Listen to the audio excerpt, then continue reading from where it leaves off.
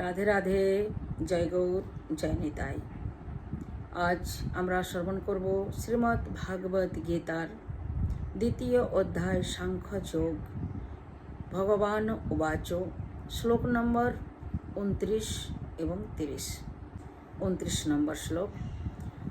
আশ্চর্যবত পশ্যতি কশ্চিদেন মাশ্চর্যবদ বদতি তথৈব চান্যঃ। আশ্চর্যবচ্ছেন মন্য শৃণোতি শ্রুত্বাপ্যেনং বেদ ন চৈব কশ্চিৎ।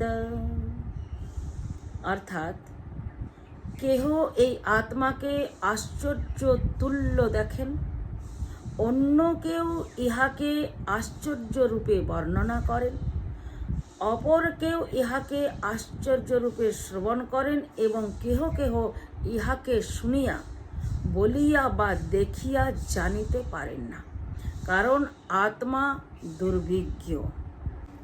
দ্বিতীয় ব্যাখ্যা।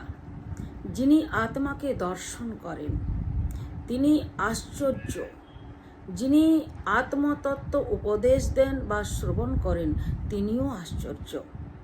এই রূপে আত্মদর্শী, আত্মপ্রদেষ্টা বা আত্মতত্ত্ব শ্রোতা অনেক সহস্রর মধ্যে কদাচিৎ 2-1 হয়, কারণ আত্মতত্ত্ব অত্যন্ত দুর্বোধ। এবার আমরা 30 নম্বর শ্লোক শ্রবণ করব। 30 নম্বর শ্লোক। দেহি নিত্যম মধোহয়ম দেহে সর্বস্ব ভারত তস্মাৎ সর্বাণি ভূতানি ন ত্বম শোচিতুমর্হসি। অর্থাৎ,